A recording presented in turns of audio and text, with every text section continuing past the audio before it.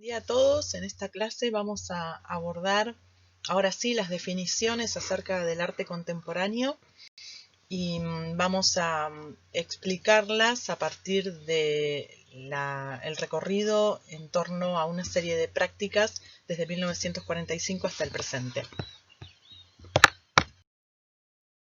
Lo primero que vamos a hacer para intentar situar esta categoría de arte contemporáneo es ubicarnos en un momento histórico y en un movimiento en particular que, ya lo vamos a ver, fue considerado por parte de cierta crítica norteamericana la culminación del arte moderno. Lo que estamos viendo en pantalla es una de las obras del expresionismo abstracto, perteneciente a la llamada Escuela de Nueva York, uno de cuyos representantes más importantes fue Jackson Pollock, ¿sí? ¿En qué consistía el expresionismo abstracto? Consistía en trabajos de grandes dimensiones que fundamentalmente exploraban la abstracción y que recuperaban de las vanguardias el automatismo, ¿sí? Lo central en este tipo de obras era precisamente la puesta en acción de lo subjetivo, ¿sí? El artista simplemente desplegaba sobre el lienzo una serie de movimientos azarosos, ¿sí?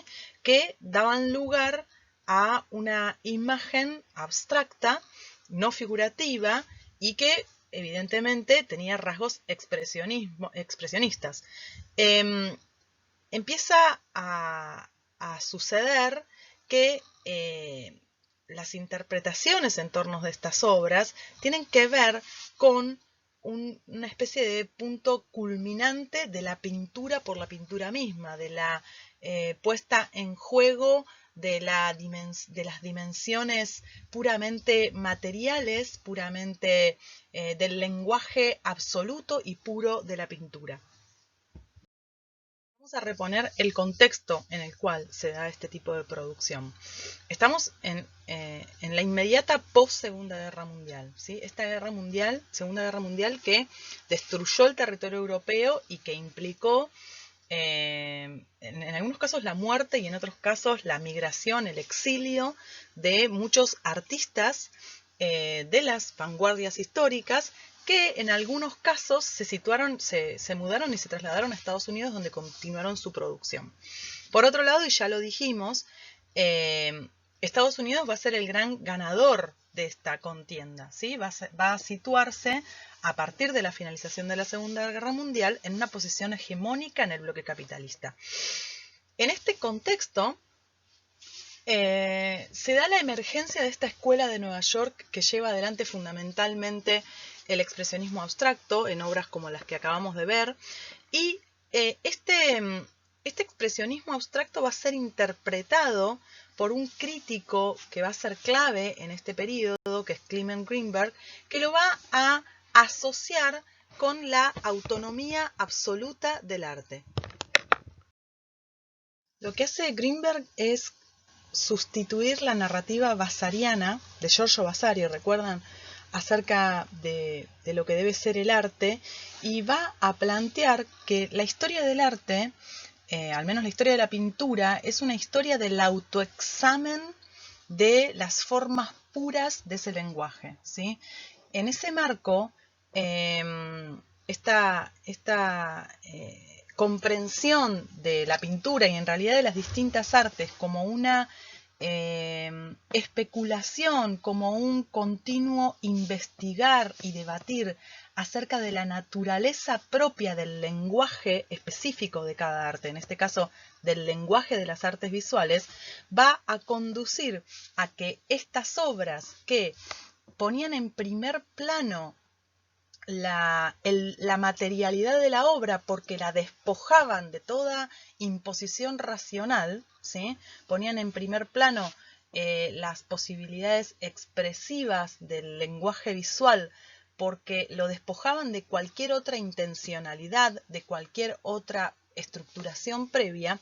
En ese marco, para Clement Greenberg, el expresionismo abstracto era la culminación del arte moderno, era la obra, digamos, el movimiento que llevaba a su máxima expresión esta lógica del arte moderno y cumplía de alguna manera con todos sus objetivos. Lógica del arte moderno entendida como autorreferencialidad, como exploración de los lenguajes específicos de las artes. Esto en un marco como el que veníamos describiendo, de crisis de los centros europeos de arte y emergencia de Nueva York como el nuevo centro mundial universal, digamos, de las artes desde el punto de vista de una organización global. Entonces, de la mano de la acción de Clement Greenberg, pero también de otros críticos, y también de la mano del importante trabajo que sobre todo desarrolló el Museo de Arte Moderno, el MoMA, que desplegó una política de difusión de las vanguardias históricas, pero también de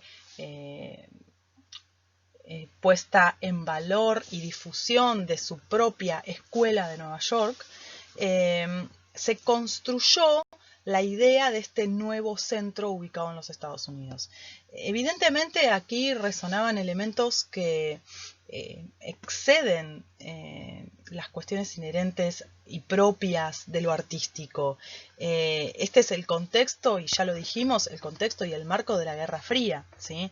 Entonces, también había una cuestión que tenía que ver con destacar la americanidad, que tenía que ver con valorizar y poner en primer plano la producción norteamericana, que finalmente era una culminación de las exploraciones del arte moderno que se habían originado en Europa. Era situar a los Estados Unidos en esa gran narrativa en el contexto de la Guerra Fría, que no debemos olvidar, ¿sí? Existe desde la historiografía una mirada muy crítica de estas operaciones, ¿sí? Que incluso tuvieron lazo con organismos del Estado norteamericano que nada tienen que ver con las artes, ¿sí? Es decir, que aquí tenemos, al analizar el expresionismo abstracto como ese punto de clivaje, de, si se quiere, de culminación de la retórica del arte moderno, una operación que es compleja porque abarca el campo artístico, pero también lo excede, ¿sí? Por eso es que Guibod va a decir: el éxito sin precedentes de la vanguardia norteamericana a nivel nacional e internacional no se debió solo a consideraciones estéticas y estilísticas, como sostienen con frecuencia tanto los comentaristas europeos y norteamericanos, sino también, aún más, a la resonancia ideológica del movimiento. El expresionismo abstracto se convirtió en una bandera de los Estados Unidos y del bloque occidental. Y no es casual que así sea, porque precisamente las prácticas de este expresionismo abstracto, tan ligadas a la idea de libertad, eran de alguna manera muy permeables a la ideología liberal que esgrimía este bloque capitalista liderado por los Estados Unidos.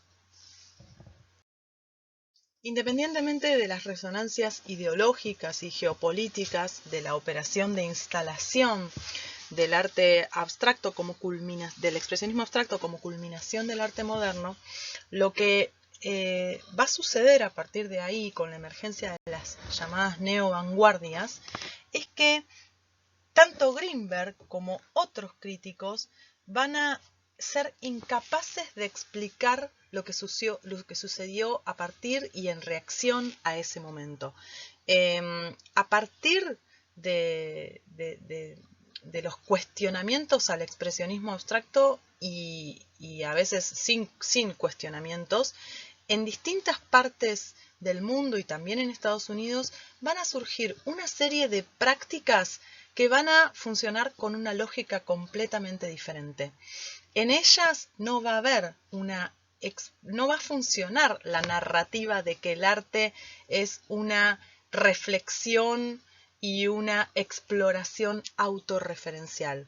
Muy por el contrario, estas prácticas lo que van a hacer, en primer lugar, como nos dice Arthur Danto, es escapar a toda narrativa hegemónica, ¿sí? Ya a partir de lo que él denomina el arte posthistórico, así como cayeron los grandes relatos como el marxismo, el capitalismo, el liberalismo, el psicoanálisis, así como entran en crisis esos otros relatos en la posmodernidad, como analizamos en el bloque anterior, también va a entrar en crisis el metarrelato del arte moderno, ¿sí?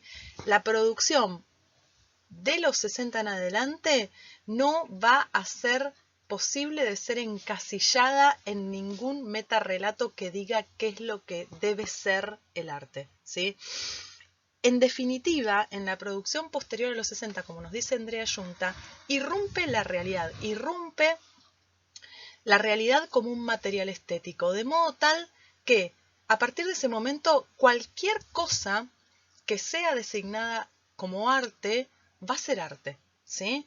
Acá, a partir de ese momento, van a ingresar los objetos del consumo, van a ingresar las acciones cotidianas, van a ingresar las mismas comunidades como objeto de la práctica artística. Es decir que, a partir del hecho de que cualquier cosa pueda ser considerada arte, se va a abrir la pregunta filosófica sobre el arte. Y por eso, en las prácticas posthistóricas o en las prácticas de arte contemporáneo, siempre subyace, siempre está pendiente y de alguna manera forma parte de la obra la pregunta acerca de cuándo algo es denominado artístico, cuándo y por qué.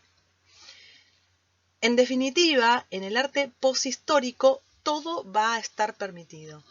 Y en ese marco, los análisis formalistas como los que hacía Clement Greenberg van a dejar de tener lugar, porque si yo tengo un objeto de consumo, por ejemplo, como en el arte pop, erigido en obra de arte, evidentemente, si yo aplico una lógica formalista a entender ese objeto, voy a perder gran parte de las preguntas que está formulando esa obra, ¿sí? Es decir que, tal cual señala Arthur Danto, pero también otros críticos, la narrativa de lo moderno va a entrar en una profunda crisis. Vamos a tratar de definir qué características tiene esta nueva noción de arte contemporáneo que nos permite explicar esta producción posterior a la Segunda Guerra Mundial, ¿sí? Esta producción posterior al expresionismo abstracto. Nos va a decir Andrea Junta que en el arte contemporáneo, como les venía diciendo, la realidad se va a erigir en un material estético. Ya no hay una exploración de los lenguajes puros, sino al revés, ingresa en las obras la realidad misma, ¿sí? Entonces vamos a tener obras basadas en la cultura masiva, basadas en los objetos de consumo, vamos a tener obras que pretenden construir nuevos lazos sociales, vamos a tener obras en las cuales el cuerpo del artista es el soporte de la producción, vamos a tener obras en las cuales no tenemos una materialidad, sino que tenemos movimientos, gestos, actos efímeros, ¿sí? Frente a este tipo de producción, como decíamos, la lógica del análisis formalista pierde todo sentido, ¿sí? Estas obras no están explorando los itinerarios de la forma, sino que lo que están haciendo es procurar incorporar la realidad en tanto material estético. Otro de los aspectos del arte contemporáneo, y aquí para pensar esta idea de arte contemporáneo les pido que vuelvan a la idea de arte moderno que comenzamos a explorar y se constituye a partir del siglo XVIII. Recuerdan que en esa idea de arte moderno habíamos hablado por un lado de autonomía del arte, por otro lado habíamos hablado de una lógica de progreso, si se quiere. Habíamos hablado de que el arte moderno ponía en primer plano un valor, y ese valor era el valor del cambio, ¿sí? De alguna manera, una obra moderna lo era en tanto producía un cambio respecto de las producciones anteriores o contemporáneas. En el arte contemporáneo esa lógica se rompe, del mismo modo que se rompe la lógica de la utopía y la emancipación. El arte contemporáneo se maneja desde la idea de la simultaneidad. Por eso Danto, como veíamos en la diapositiva anterior, va a hablar de que una de las prácticas más comunes del arte contemporáneo es el apropiacionismo, ¿sí? ¿Qué es lo que hace el arte contemporáneo? No está mirando al futuro e intentando generar un cambio respecto del pasado, sino que lo que hace es tomar como repertorio toda la historia del arte previo y revisitarla, ¿sí? En este punto queda muy claro esto cuando pensamos en las neovanguardias, que si se quiera fueron los primeros movimientos de arte contemporáneo. ¿Qué hicieron las neovanguardias? Revisitar la historia de las vanguardias históricas.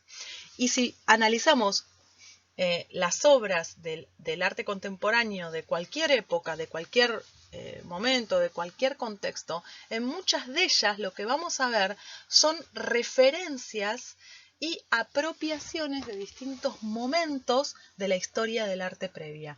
No hay una intención de cambiar, sino al contrario, una intención de volver al pasado y revisitarlo.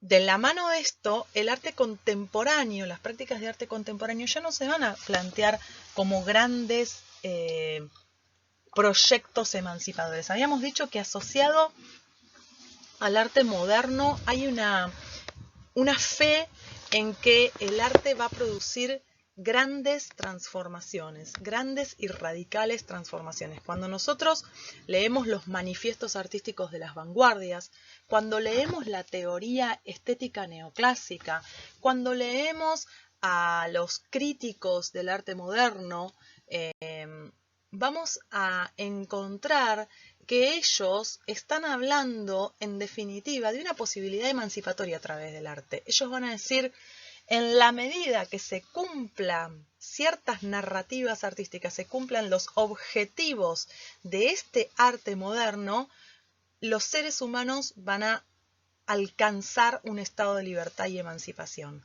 Quien verdaderamente es capaz de compenetrarse con las obras se libera, ¿sí? Había una fe de que el arte moderno conducía a un ideal emancipatorio. En cambio, en el arte contemporáneo hay dos tipos de actitudes. Una es una actitud de ironía. El artista contemporáneo sabe que su producción no va a transformar radicalmente el mundo. Y a veces tiene frente al espectador una actitud irónica, ¿sí?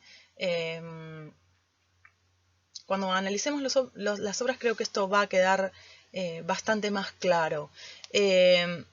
Y también, en otras ocasiones, la contracara de esa actitud irónica es la de la microutopía. Las obras no se ofrecen como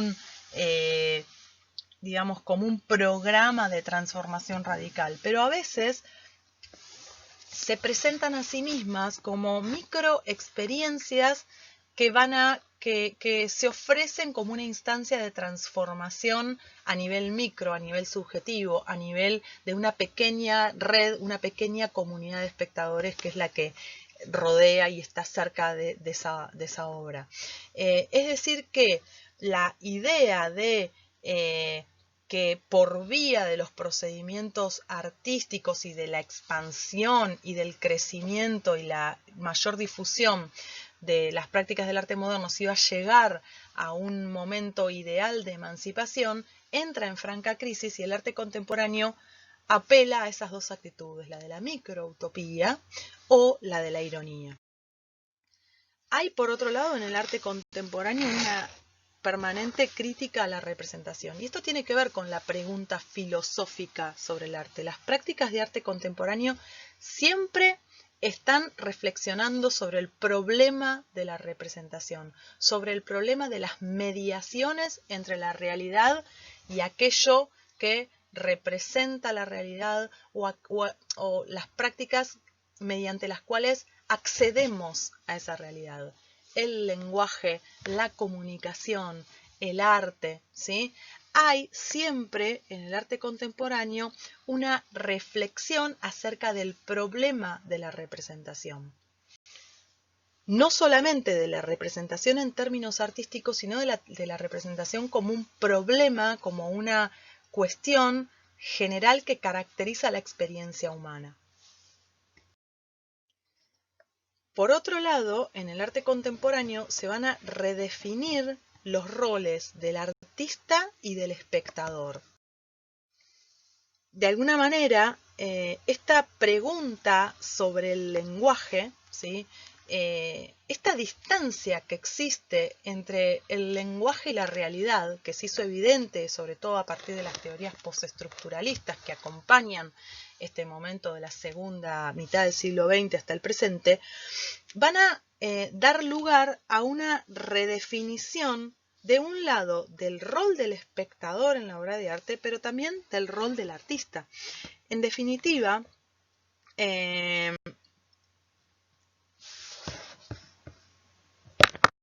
la mano del postestructuralismo que se ponga en evidencia un fenómeno que también estaba recorriendo las prácticas, ¿sí? Y que tiene que ver con una redefinición del rol del autor. Roland Barthes va a decir, el autor no es más un creador que expresa un sentido, sino un medio a través del cual el lenguaje se manifiesta. Y el texto es un tejido de citas, ¿sí? En realidad, en un texto podemos encontrar, podemos rastrear las referencias a todo un universo de textos que circulan dentro de él.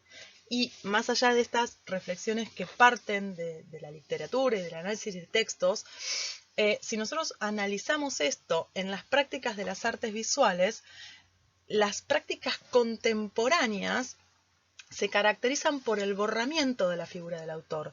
En muchas de las prácticas contemporáneas, el autor a veces no pone su mano, por ejemplo. Sus obras son mandadas a hacer por un técnico que maneja cierto material. Él únicamente provee la idea. En otros casos, el artista se corre del lugar de creador y socializa los medios de producción y los ofrece para que cualquier espectador realice la obra o utilice esos procedimientos para desarrollar una práctica artística. Es decir, que la figura del autor se desdibuja.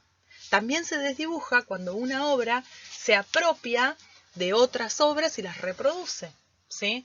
Hay una redefinición del rol del artista. Por otro lado, hay una redefinición de la idea del espectador. El espectador comienza a ser un dispositivo de activación del sentido de la obra. Nosotros, cuando vamos a ver una obra de arte contemporáneo, en primer lugar, no únicamente miramos. Lo que decía la narrativa moderna era que el espectador tenía un acceso a la obra que era un acto puro de conexión con ese objeto artístico y que se basaba fundamentalmente en la mirada, ¿sí?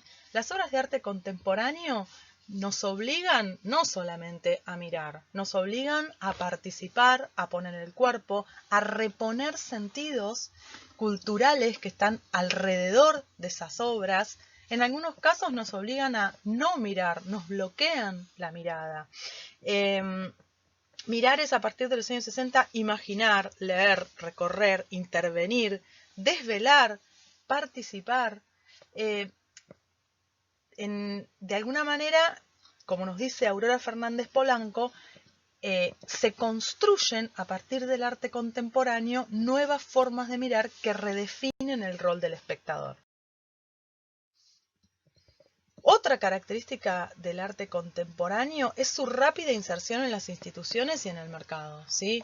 No va a haber ya una actitud de rechazo hacia las prácticas que puedan escapar a una norma. En realidad, y esto tiene que ver con un proceso de globalización de las artes, tiene que ver con un proceso de expansión del capitalismo y de transformación propia del capitalismo.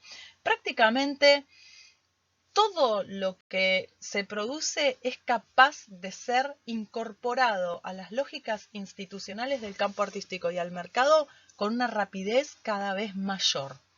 Por eso el arte contemporáneo puede plantear críticas al sistema institucional, puede plantear críticas al mercado, pero a la larga, más bien a la larga no, a la corta, muy rápidamente es incorporado a las lógicas de un campo en constante expansión y de un mercado en constante expansión. Esto nos hace reflexionar acerca de un proceso de expansión y globalización del campo artístico que en realidad tiene orígenes en los mediados de los 60, pero que a partir de los 80, y esto en el marco de la crisis del capitalismo, ¿se acuerdan que habíamos hablado de la crisis del capitalismo en el año 73, la crisis del petróleo y la construcción de un mundo postindustrial?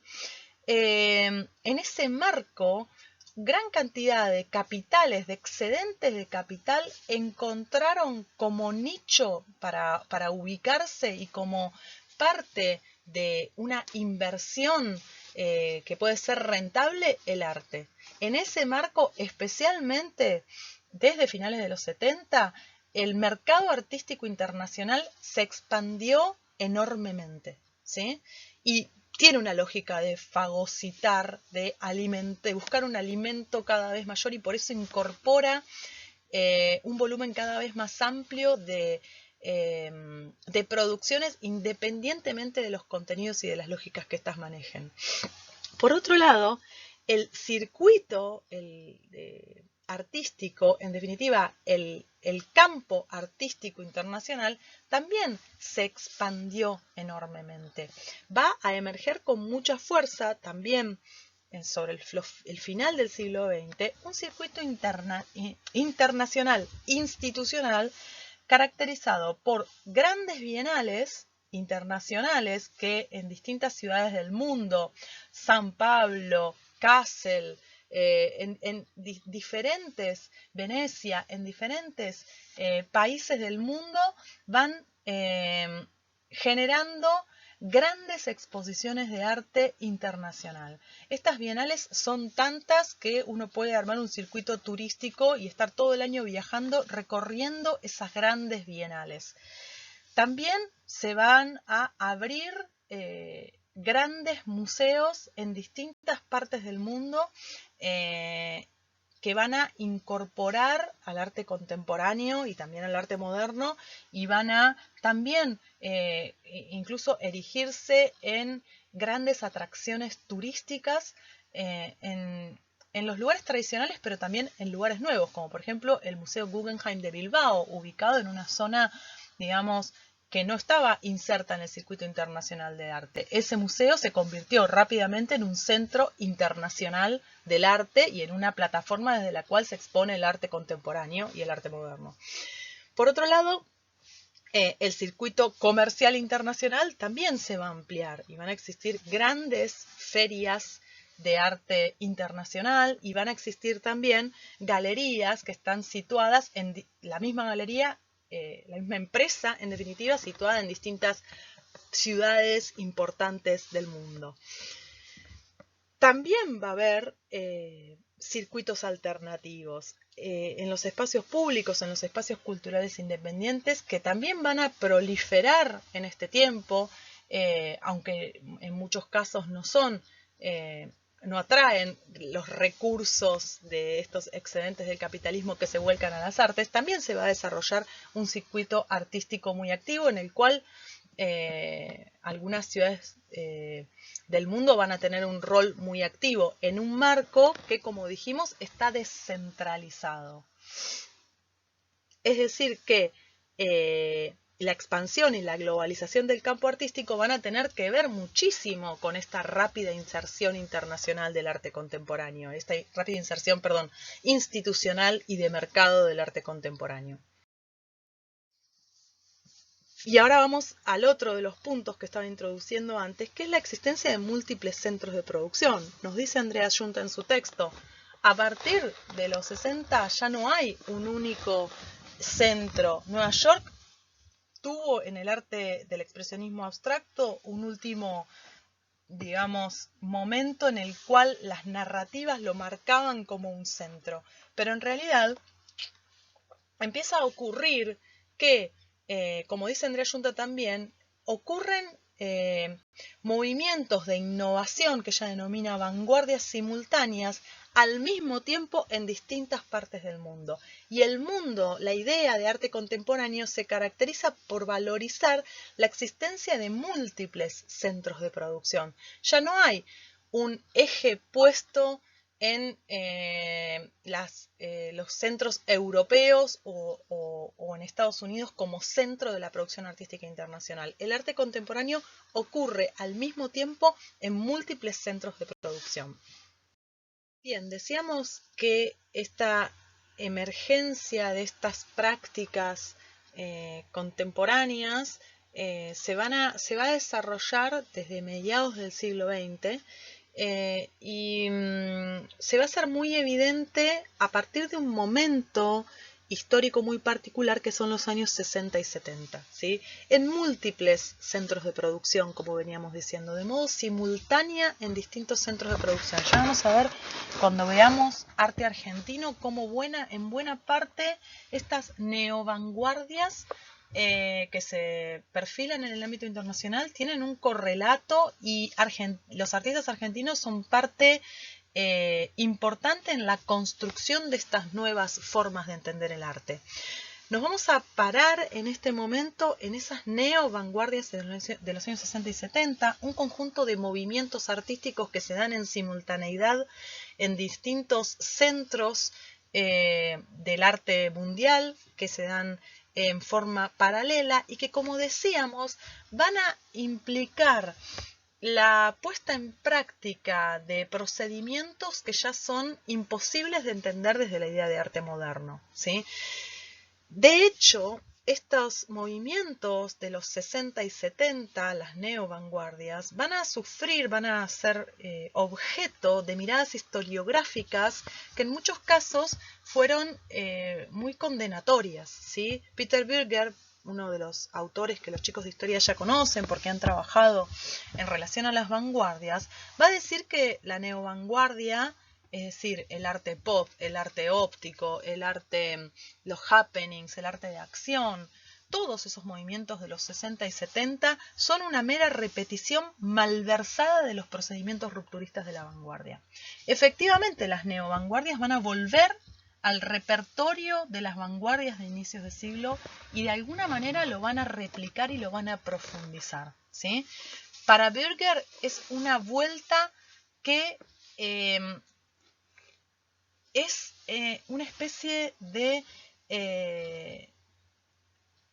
estafa, si se quiere. ¿Por qué? Porque están volviendo a esos procedimientos rupturistas, pero en un contexto en el cual hay una rápida inserción institucional, ¿sí? Hay una aceptación inmediata de estas prácticas vanguardistas porque la vanguardia ya forma parte de la lógica propia del campo artístico, de la lógica hegemónica del campo artístico. Es decir, que Bürger, acerca de estas neovanguardias de los 60 y 70, de estos movimientos que se desarrollan simultáneamente en distintas partes del mundo, va a tener una mirada condenatoria, ¿sí? Y va a decir que el proceso de las vanguardias está cerrado y que esos procedimientos que recuperan los neovanguardistas han perdido el efecto de shock y claramente su incidencia social. Sin embargo, existen otras miradas, como la de Benjamin Buchloh o la de Hal Foster, que van a señalar el hecho de que estas neovanguardias, que son evidentemente conscientes del proceso de expansión institucional y de apertura y de, si se quiere, de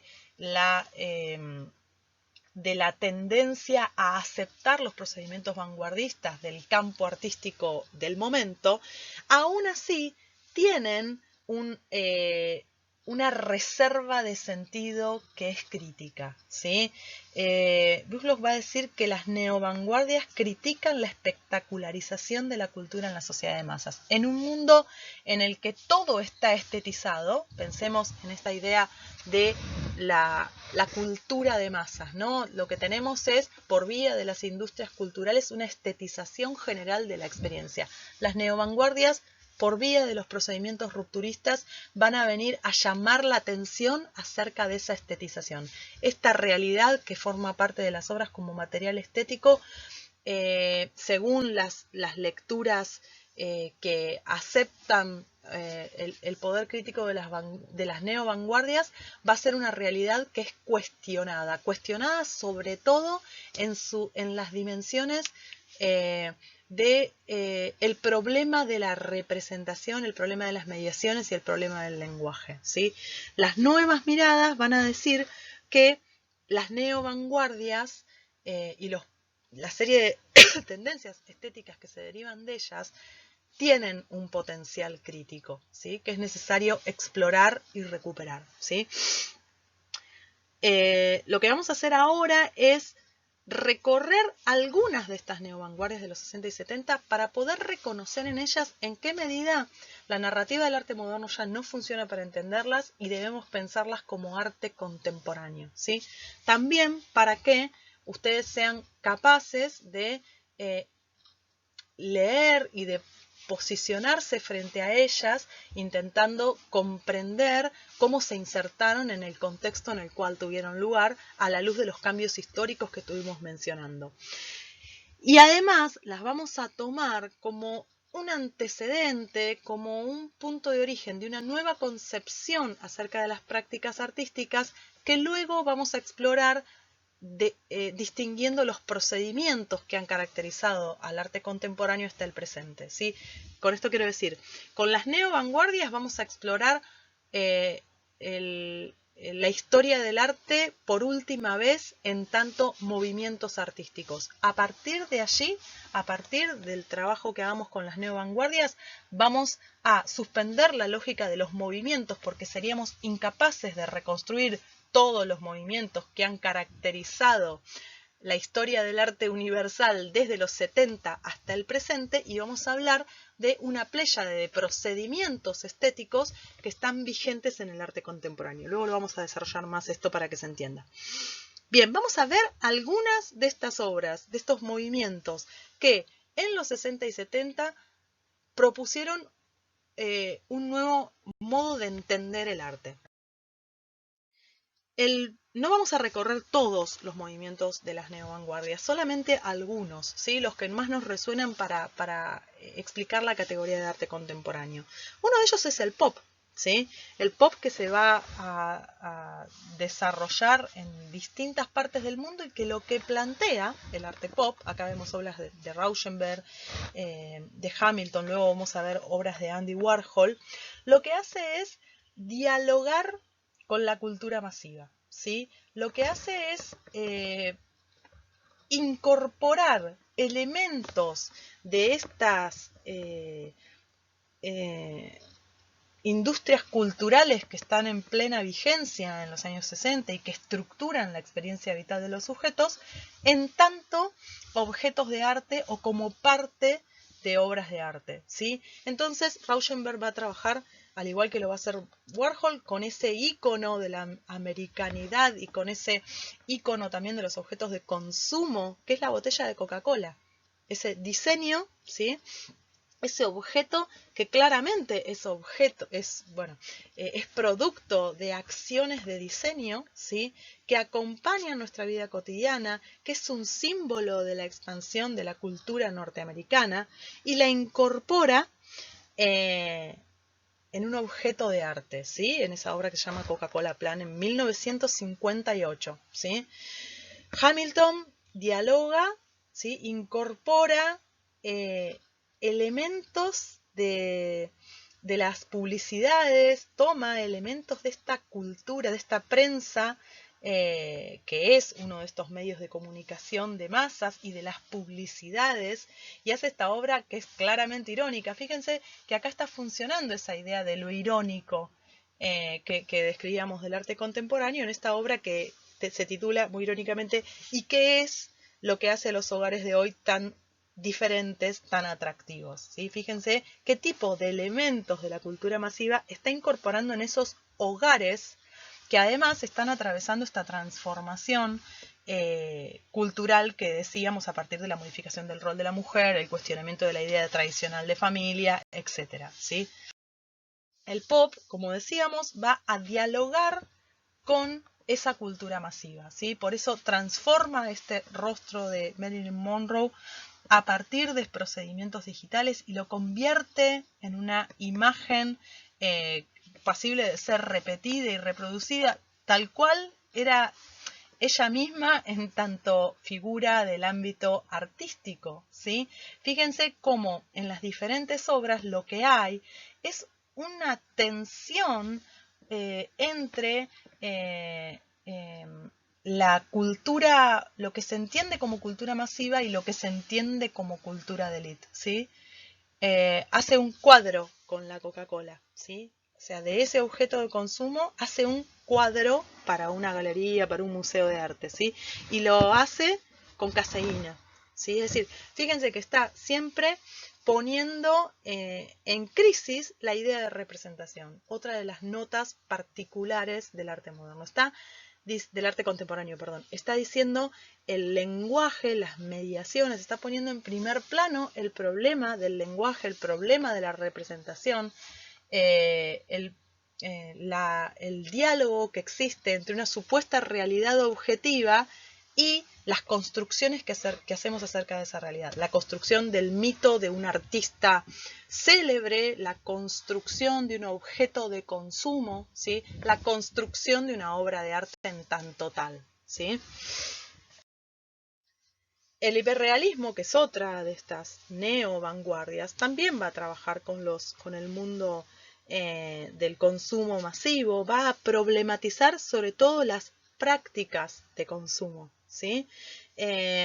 Va a poner en primer plano desde una lógica que implica en términos de procedimientos visuales, una copia, un trabajo con, si se quiere, con lo siniestro, ¿no? Con la réplica casi literal de formas de la realidad, ¿sí? Que exploran temáticamente las prácticas de consumo, ¿sí? También el hiperrealismo está trabajando en definitiva con la cultura masiva y está objetualizando esa cultura e incorporándola al mundo del arte. Otra de las tendencias del arte de las neovanguardias va a ser el arte óptico, que plantea problemas radicalmente diferentes, pero que también nos están hablando de una noción diferente de arte. En las obras de arte óptico, que lo que requerían lo que pretendían era poner en práctica los conocimientos acerca de la óptica y pretendían generar desde las imágenes sensaciones visuales que requerían una participación del espectador y que por otro lado estaban pensadas para un espectador, para cualquier espectador, ¿sí? Se suponía que estas obras podían ser observadas por cualquiera sin ningún conocimiento de arte, ¿sí? Y que iban a generar por la propia dinámica de la imagen, por la propia construcción de la imagen, una dinámica, ¿sí? Estas obras de arte óptico, desde una perspectiva completamente diferente a la del arte pop, también cuestionan el rol del autor y sobre todo del espectador en el arte contemporáneo. No son una exploración de la pura forma, pretenden fugar hacia el problema de la recepción, ¿sí? No están trabajando con el problema de la construcción de la forma o de la autorreferencialidad. Muy por el contrario, están fugando, saliendo hacia la construcción de imágenes que, por la vía de la incorporación del espectador, son capaces de producir una dinámica, un movimiento, ¿sí? Otra de las tendencias de los años 60 va a ser el arte de acción. Y aquí vamos a encontrar los happenings, las performances, ¿sí? ¿En qué consistían? En definitiva, aquí lo que hay es un borramiento del objeto artístico. El arte de acción lo que propone son actos efímeros. Actos que implican el hecho de que el artista va a poner el cuerpo y también los espectadores van a poner el cuerpo en un hecho efímero al cual el artista o los artistas convocan y que no ocurre sin los espectadores dentro de sí, ¿sí? Alan Caprow va a proponer estos 18 acontecimientos en 6 actos, va a convocar al público a que ingrese en un edificio, en una sala. Ese espacio, que era una galería, tuvieron lugar estos 18 acontecimientos en 6 actos. Fue la primera vez que Capra utilizó el término happening, que después se difundió y que se utilizó y se utiliza hasta el presente como la definición, como una de las definiciones posibles del arte de acción. ¿Qué es lo que se encontraban los espectadores ahí? Una sala que estaba dividida por telas de nylon que separaban espacios diferenciados en los cuales ocurrían acciones que estaban, digamos, estructuradas a partir de escenas y que estaban señaladas en su comienzo y en su finalización por campanadas, ¿sí?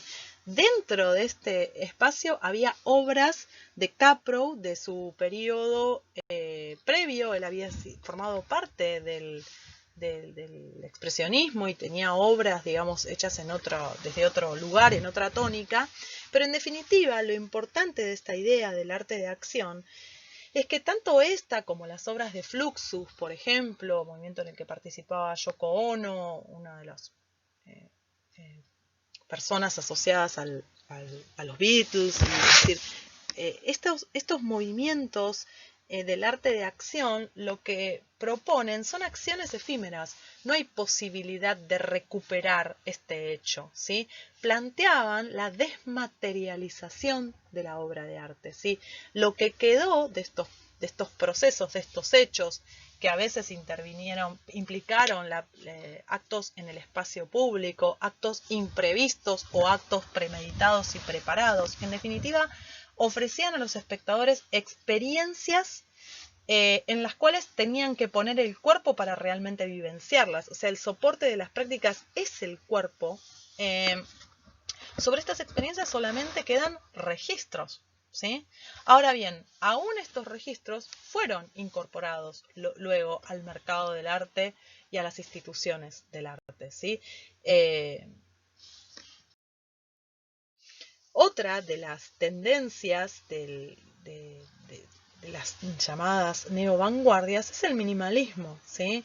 Que ya a finales, en realidad no, desde comienzos de los 60, están planteando una deriva respecto del arte no figurativo que es bastante particular. Tanto Judd como Morris, que van a ser dos de los artistas principales de esta tendencia, van a construir lo que algunos denominaron estructuras primarias, ¿sí?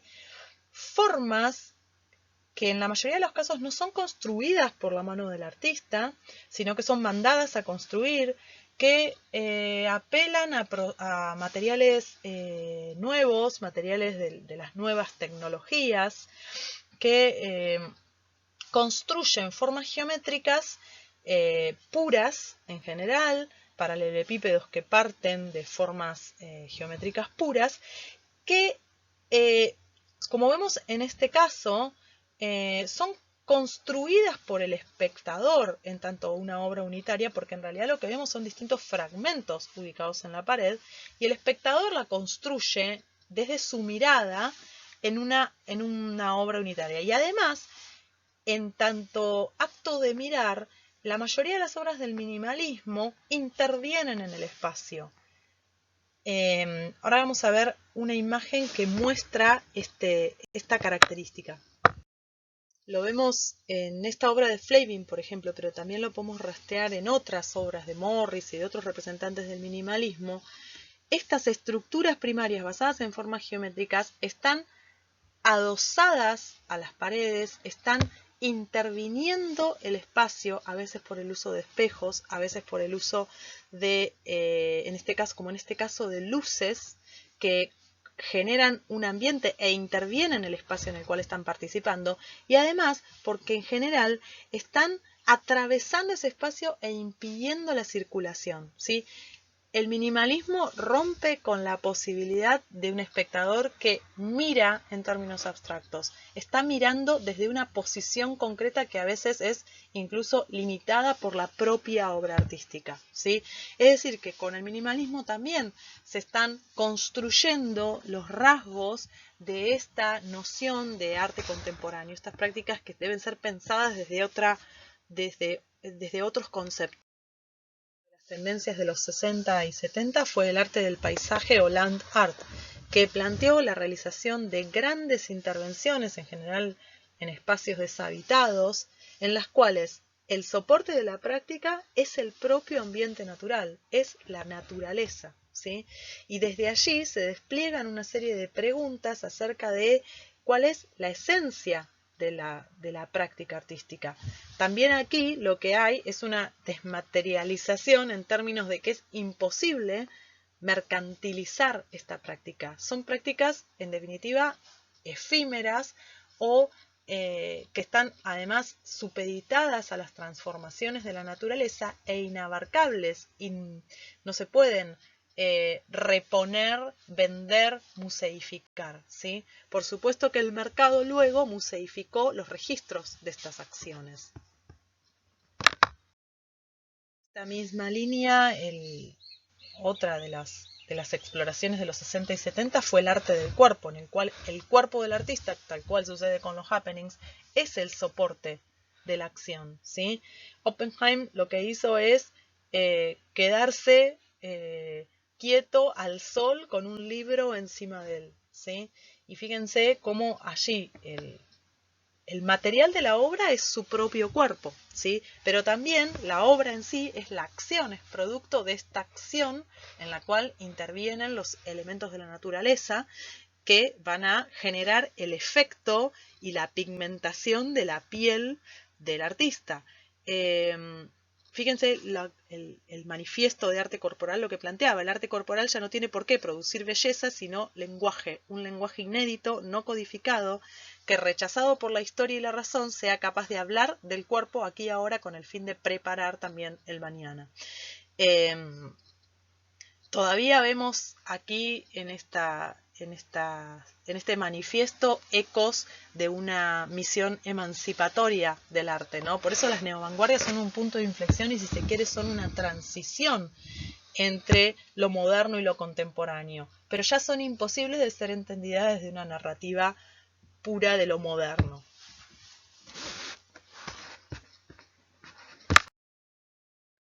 El último de los movimientos de los años 60 y 70 que vamos a mencionar es el conceptualismo, ¿sí?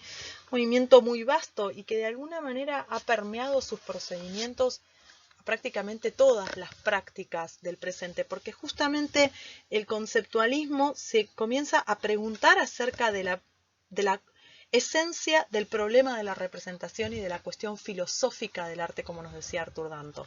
¿Qué hacen los conceptualistas? Acá tenemos una de las obras más importantes, más famosas, más conocidas, pero insisto, si nosotros vamos al contexto argentino, también tenemos obras contemporáneas que están trabajando desde los mismos problemas y podemos hacerlo si nos vamos a Latinoamérica, Europa, cualquier otro espacio. Acá nos estamos refiriendo al contexto norteamericano. Kosuth, ¿qué hace? Pone una silla real, una representación fotográfica de una silla y una representación escrita de la silla, invitando a reflexionar acerca de la naturaleza de la representación, ¿sí? Y acá también la materialidad de la obra está puesta en cuestión, ¿sí? Lo que hace el conceptualismo precisamente es poner en primer plano el problema de la idea, o sea, la idea es lo que está en primer plano, ¿no? Lo que realmente forma parte, digamos, de la idea del autor es la concepción y el juego que propone al espectador, y no tanto la materialidad, porque estos materiales que estamos viendo exhibidos no fueron hechos por el propio artista. Lo que hay es solamente un acto de selección y compilación y puesta en conjunto de tres elementos que no fueron hechos manualmente por él y evidentemente no son pasibles de ser analizados en términos formales, ¿sí? Otra obra de Ian Byrne también pone en primer plano el problema de la representación. Tenemos una serie de textos que aluden al problema de la refacción y luego tenemos el espejo que incorpora dentro de la obra el espacio y los espectadores que están participando de la obra, ¿sí? Todas las obras de arte conceptual obligan a nuevas formas de mirar. Evidentemente, el acto de mirar, tal cual lo entendemos, no funciona para poder comprender estas obras de arte contemporáneo. Tampoco funciona la propia idea de un artista entendido como un autor y como un ejecutor manual de sus obras, ¿sí? El conceptualismo también va a plantear grandes preguntas a esa idea de arte moderno que está en crisis, ¿sí? Con este movimiento cerramos el pasaje y el análisis de las neovanguardias y vamos a reflexionar ahora sobre algunos de los procedimientos que están vigentes en el arte contemporáneo. Decíamos que a partir de haber hecho este recorrido muy rápido y en realidad aleatorio, no incompleto por las neovanguardias, vamos a acceder a vamos a reponer algunas de las prácticas del arte contemporáneo posteriores a los años 70, pero ya no desde una lógica que recupera los movimientos, los distintos movimientos que tuvieron lugar, porque sería imposible hacer eso y creemos también que no vale la pena encararlo desde ese lugar, sino que vamos a reponer los principales procedimientos que entran en juego en estas nuevas prácticas de arte contemporáneo. Ustedes van a ver que tienen mucho que ver con esa apertura que hicieron las neovanguardias y que en definitiva también por esa vía se están relacionando con las vanguardias históricas, ¿sí? Pero desde nuevos sentidos y en nuevos contextos. Decíamos que la realidad se va a convertir en un material estético y que toda práctica de arte contemporáneo va a implicar una crítica de la reflexión, en definitiva una reflexión sobre la pregunta filosófica acerca del lenguaje y desde allí o en ese marco del arte, ¿sí? Entonces vamos a tratar de comprender de qué modo ingresa esa realidad en tanto material estético. Vamos a ver distintas prácticas que ponen dentro de las obras el cuerpo, la comunidad, el espacio, ¿sí? Y obras también que por vía de una exploración del lenguaje plantean una crítica a la representación, ¿sí? Al lenguaje y a la pregunta filosófica sobre el arte. Vamos a arrancar en primer lugar con aquellas prácticas que planteando distintos trabajos acerca del lenguaje de las artes visuales, ya sea de la figuración, pero también de la abstracción, van a plantear distintas preguntas acerca de la representación. Vamos a reflexionar en primer término en torno a aquellas tendencias, aquellos movimientos o artistas que han trabajado desde una vuelta a la figuración. Vemos en escena imágenes muy diversas que corresponden a momentos históricos muy distintos y a contextos muy distintos, al igual que la que vamos a ver a continuación. Pero en definitiva, en estas prácticas contemporáneas lo que se está explorando son nuevas formas de la figuración. Y es una neofiguración porque es una figuración que se está apropiando de las búsquedas, no solamente de las búsquedas de la no figuración, incorporando procedimientos no figurativos, sino que también es una figuración que va a estar en diálogo con la propia historia del arte o con la cultura y con el problema de la representación más allá del mundo del arte. En el caso de la obra de Sandro Chia, dialoga claramente con la tradición del Renacimiento italiano, con esas Madonas, ¿sí? Y lo que hace es una obra que recupera y también deforma y problematiza esa tradición apelando a una figuración expresionista. En el caso de la obra de Murakami tenemos una obra figurativa que está nutriéndose de elementos de la cultura masiva asociada al anime y todo el mundo del diseño, de la animación oriental. Es decir, que esta figuración de Murakami no puede ser comprendida si yo no tengo el horizonte cultural, si yo no repongo las formas de la animación que se difundió tanto, de la animación de origen oriental, que se difundió masivamente por el mundo en las últimas décadas. En ambos casos son figuraciones que están evocando otras formas de representación y que están teniendo un diálogo irónico con ellas. En el caso de esta obra del grupo Mondongo, que está integrado por artistas argentinos, lo que hacen es trabajar con, este es un retrato del príncipe de España, que de hecho fue encargado por la familia real española. ¿Y cómo está hecho? Está hecho, por un lado, poniendo, claramente cita los retratos de la familia, retratos fotográficos de la familia real, de la retratística oficial de la monarquía española, ¿sí? Pero además, en su factura está compuesto por espejos, ¿sí? Y acá, aludiendo a ese mito acerca de la historia de la conquista española sobre América, según el cual los españoles le entregaron espejitos de colores a los americanos y de ese modo lograron conquistar el territorio, ¿no? Entonces, fíjense cómo en esta figuración también hay un diálogo tenso e irónico con otras formas de la representación, y no solamente visual, sino también de la representación histórica, de la representación discursiva de la historia, ¿sí?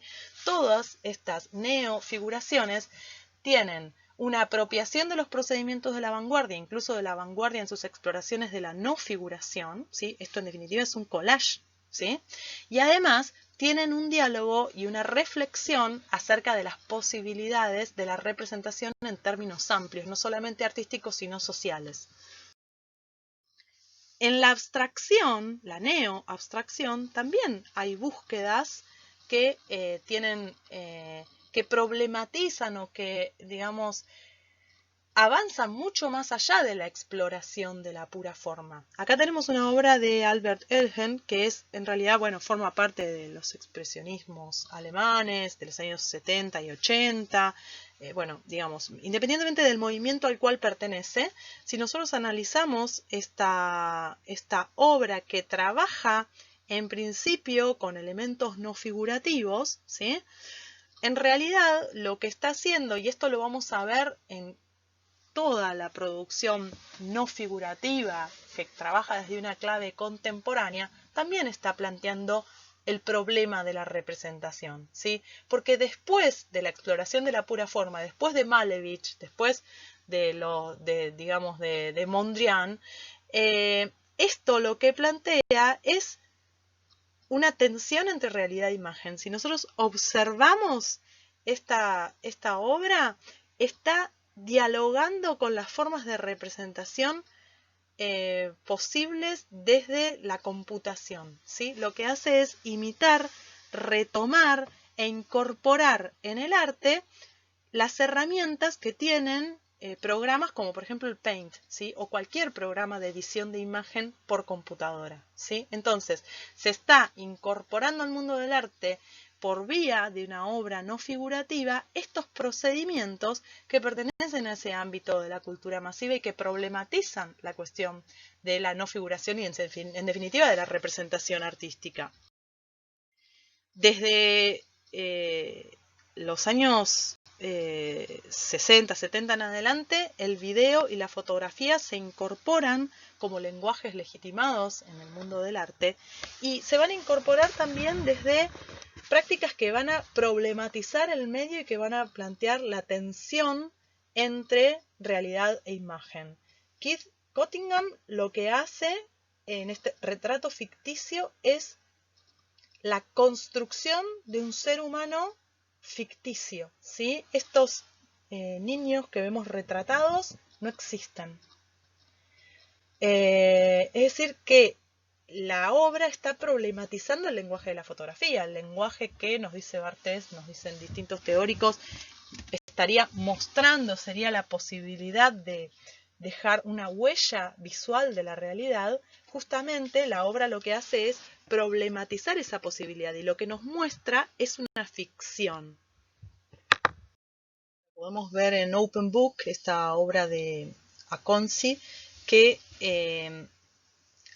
realiza un juego, ahí tienen el link de YouTube si lo quieren ver, realiza un juego entre la idea de lo abierto, open book, ¿sí? De libro abierto significa, y su boca abierta puesta en primer plano diciendo un discurso que es inaudible y que en realidad genera rechazo y te expulsa de alguna manera, ¿no?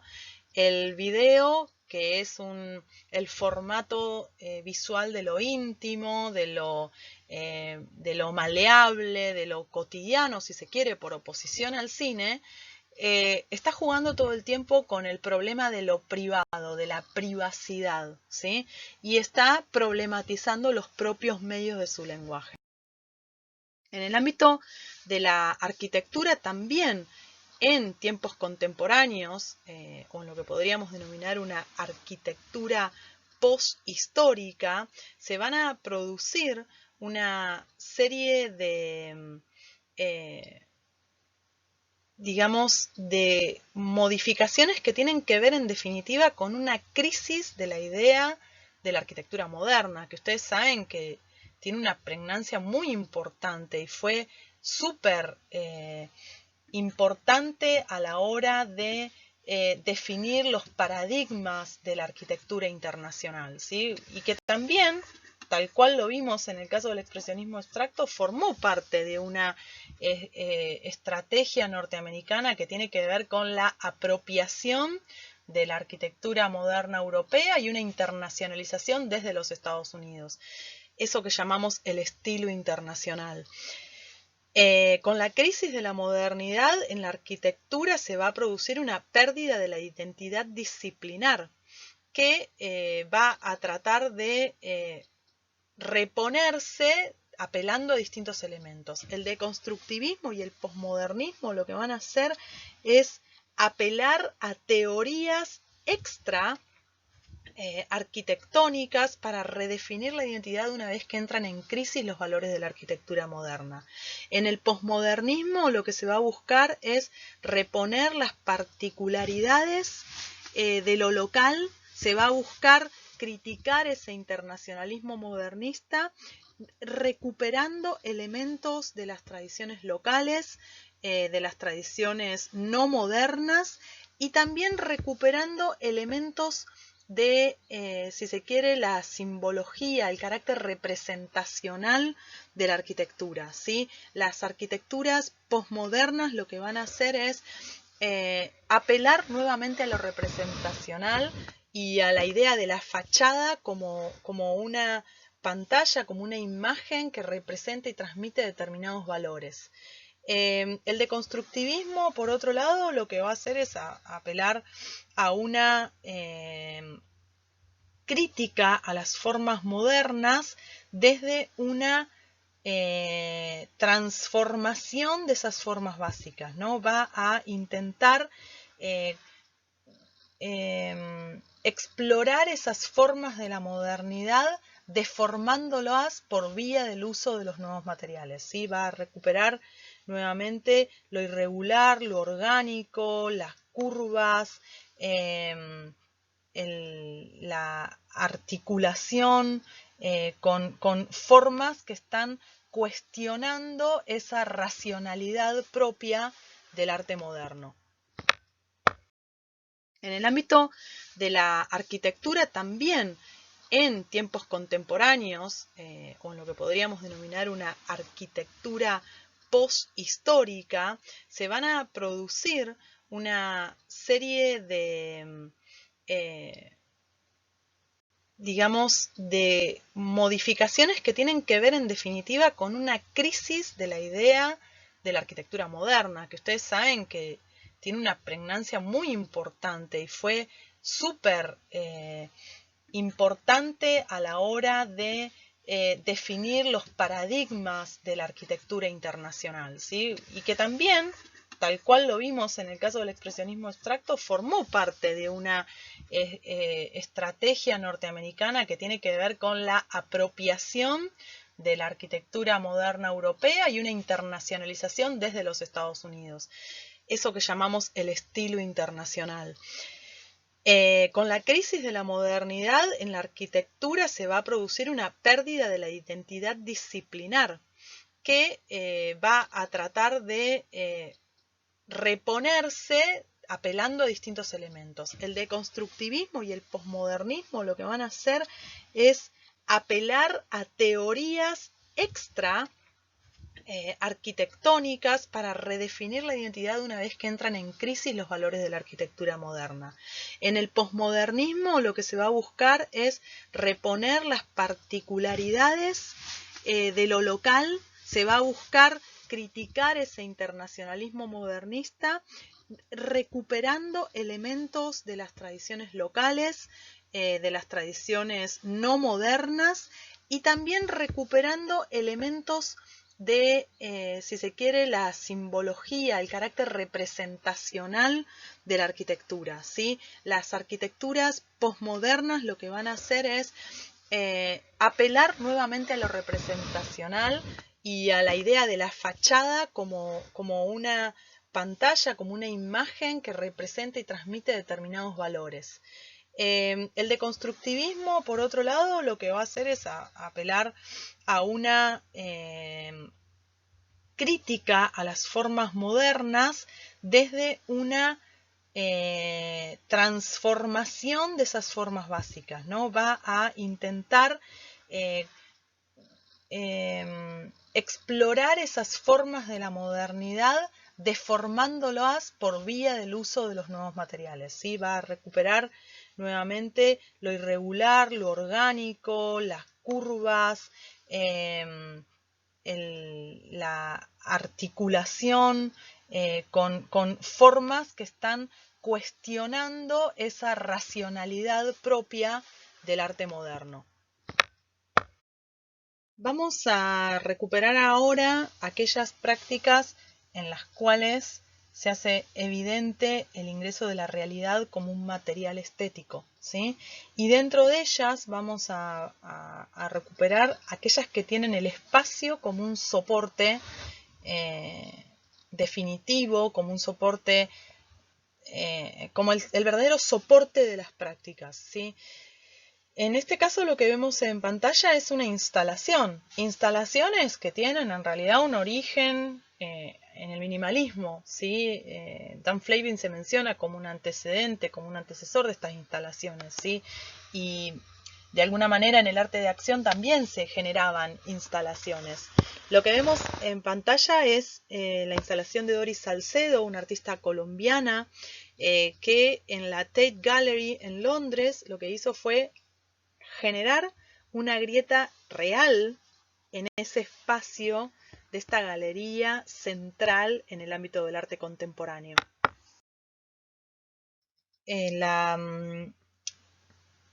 obra lo que hace es precisamente poner en primer plano estos problemas de la autoría, de la museificación, de la posibilidad de venta de esta obra, y también es una obra que en definitiva está planteando una serie de problemas conceptuales, ¿sí?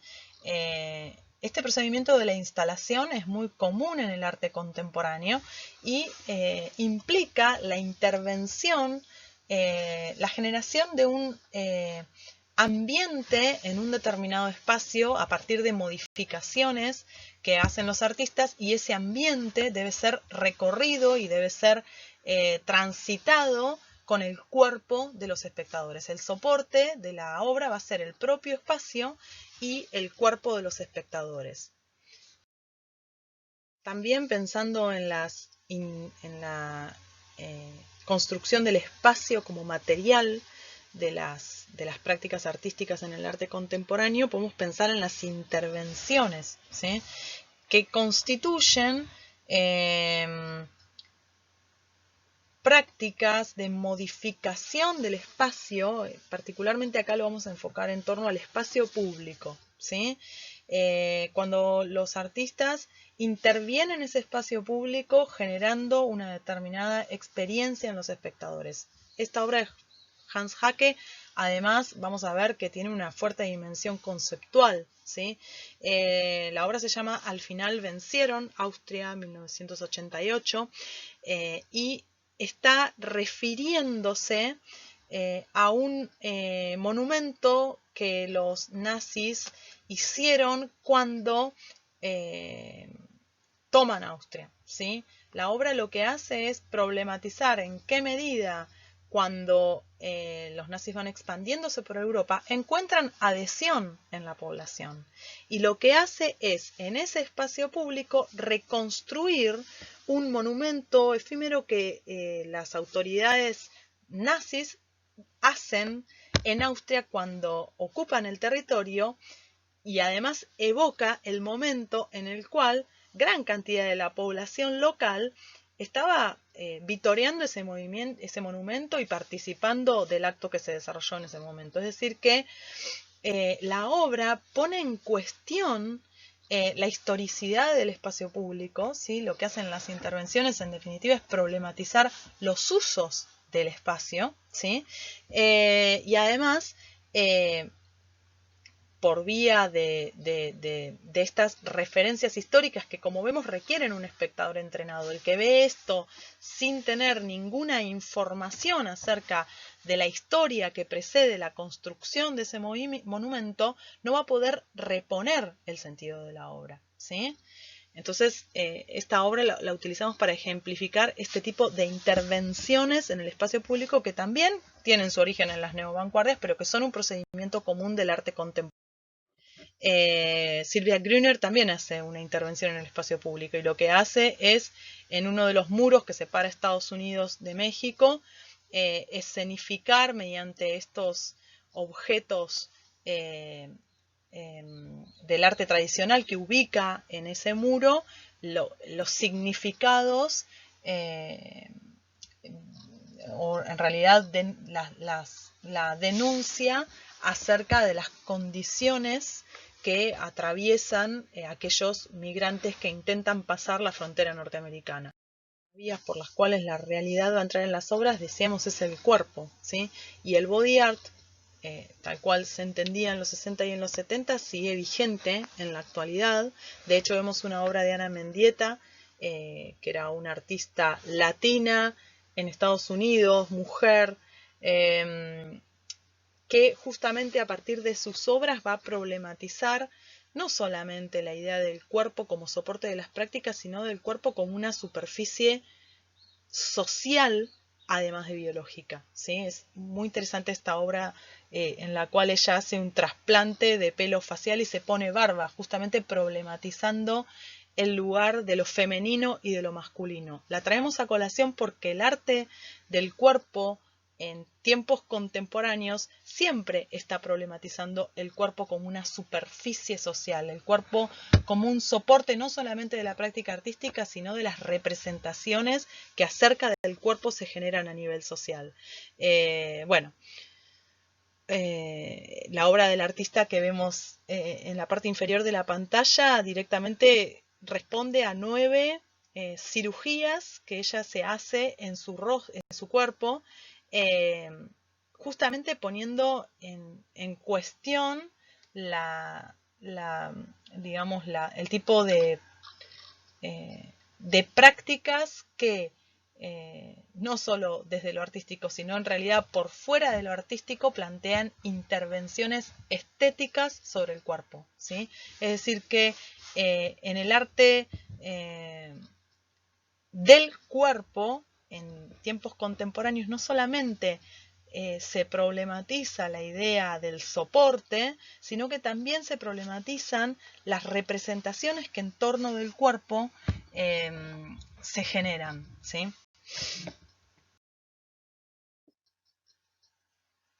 También como parte de las artes del cuerpo o del ingreso del cuerpo como material estético tenemos la performance, ¿sí? Aquellas prácticas en las cuales es el propio cuerpo moviéndose del artista la que va generando una acción estética. Jesús Rodríguez, en su obra Emigrantes, lo que hizo fue una serie de acontecimientos estéticos efímeros que en las playas en las cuales llegan precisamente los migrantes, sobre todo de origen africano, a España, intentan visibilizar la problemática de la migración, ¿sí? Y entonces lo que vemos es una serie de ramos de flores que él ubicó con una temporalidad casi ritual en esas playas, aludiendo en forma irónica a una especie de bienvenida por el ramo de flores, pero también a una especie de muerte simbólica, ¿sí? Ven cómo otra vez estamos frente a procedimientos que ponen en cuestión el soporte de las prácticas, que de alguna manera también ponen en cuestión la autoría, también la posibilidad de objetualizarlas y de comercializar o museificar estas acciones, que de alguna manera está planteando un sentido irónico de relación con esa realidad que está denunciando, y en la cual la realidad a través del cuerpo forma parte del material estético de las obras.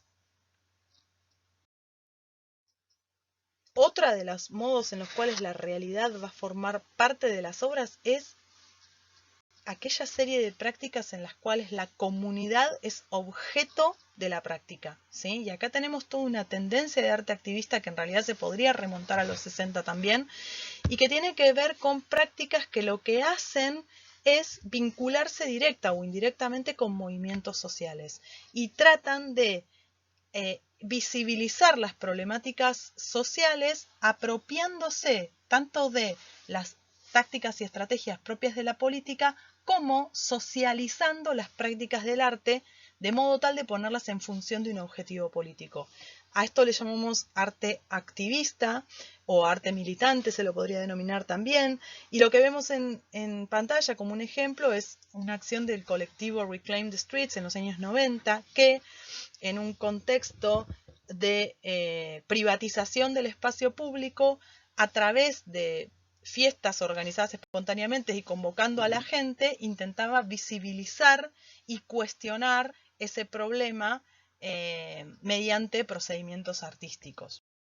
Otra forma de ingreso de la comunidad en tanto material estético es lo que se conoce como arte relacional, que son distintas prácticas en las cuales lo que se hace es generar un ecosistema, generar una plataforma desde la cual se construye comunidad, ¿sí? Lo que vemos en pantalla es una obra de una artista colombiana que lo que hace es trabajar con mujeres que están sometidas a violencia de género y las convoca a participar de talleres artísticos en los cuales producen objetos de arte que luego son exhibidos en el marco de este proyecto de arte relacional. La obra es la socialización de los medios de producción artística en pos de la generación de comunidades en base a una problemática común,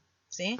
Y así existen una diversidad de proyectos de arte relacional. Esta categoría sí que no se remite a los años 60, sino que es una categoría generada posteriormente. Uno de los autores que la ha desarrollado es Nicolás Bourriaud, y en realidad es una teoría que tiene que ver, que ha sido formulada en torno a finales del siglo XX, principios del 2000, sobre la cual los chicos de historia y los de arquitectura también tienen un texto para leer que les va a esclarecer y que también va a plantear algunas críticas a esta idea de arte relacional. En definitiva, con el arte activista, con el arte relacional, es la comunidad el objeto de la práctica artística, ¿sí? No solo el destinatario, sino la materia sobre la cual se genera una intervención, como si fuera un lienzo, para producir un hecho artístico. Dentro de la arquitectura también hay tendencias que tienen que ver con una articulación con la comunidad. Una de ellas es la arquitectura medioambiental, que lo que hace es articularse con el movimiento ecologista, con los movimientos de crítica al desarrollo industrial y postindustrial que no tiene en cuenta las implicancias en el ambiente y que intenta recuperar arquitecturas y técnicas arquitectónicas tradicionales, por ejemplo, la construcción en adobe, ¿sí? La construcción en adobe, pero también los techos vivos y otras tecnologías que forman parte del acervo de las comunidades y que pasan a articularse con esta arquitectura medioambiental que lo que hace es buscar en las formas de construcción tradicionales técnicas más amigables de construcción respecto del medio ambiente. Y además que en muchos casos buscan una articulación con las comunidades implicando prácticas de autoconstrucción. También desde la arquitectura podemos pensar articulaciones con la comunidad desde la arquitectura participativa. Lo que ven en pantalla es referencias al colectivo ARCOM, que es argentino, de La Plata, y que lo que plantea son talleres barriales de arquitectura. Este es un ejemplo nomás, pero hay toda una tendencia en la arquitectura que tiene que ver con generar una articulación con las comunidades y propiciar instancias de diseño urbanístico y habitacional que tengan en cuenta a las poblaciones. En este sentido, también la comunidad sería parte, objeto de una práctica artística, arquitectónica, en este caso, en tanto material. Con esta diapositiva damos cierre a este recorrido por los procedimientos del arte contemporáneo y los invitamos a reflexionar acerca de estas cuestiones en el marco argentino en las siguientes lecciones.